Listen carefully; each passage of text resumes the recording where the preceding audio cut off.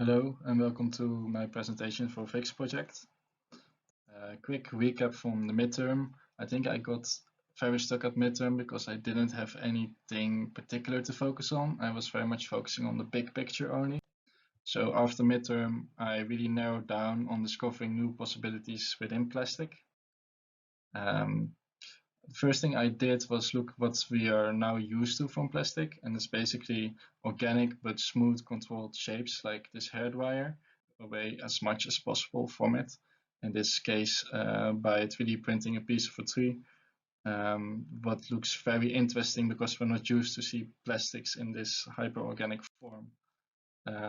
So how to discover new possibilities? I think you can do that through new materials, in my case PLA, new production methods like 3D printing, and new tools like hyper-organic shapes in 3D, what was very hard to do until very recently. So I started making tiles, trying out different texture, looking what the possibilities are. I started to layer more and to understand what kind of control I had. And this one was very interesting for me because it almost looks natural. What is fascinating about plastics as well is that it doesn't really have any rough natural form like wood has, for example. We basically press it in any shape we want it to be. Plastic is such an artificial material that to give it a human-made natural form made a lot of sense to me. With plastics we are really creating a material, so why not also create its rough natural form? What was very important for me was to show we really master the material by doing both straight, clean, and organic shapes. By using this contrast, I wanted to show the possibilities we have with our design tools nowadays.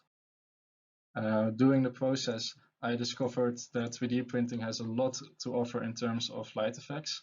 Previous restrictions like wall thickness, drafts, mold flow don't apply anymore, what opens up a lot of new shapes for plastic. I wanted to conclude this project into a lamp. In this way I can really show off the light effect, and the light would amplify the texture of the plastic. I wanted to keep the rough shape simple because I thought the texture will be asking a lot of attention already. I made some prototypes, but for one reason they didn't really feel right. When I thought about it, I was trying to make one perfect lamp that would be 3D printed over and over again. But with 3D printing, you are not fixed with molds like you are with injection molding, for example. To create a system, a production system, where every lamp would be unique. So I designed the boundaries wherein the computer designs the lamps automatically. So every lamp will be a different lamp in this system. Then I made some prototypes to see if I like the scale and the diversity. And this is the end result. The last thing I want to say is that I really see this lamp as a medium to communicate the research. The value of it is not that it gives light, but the research and thoughts that are behind the lamp. Thank you for your attention.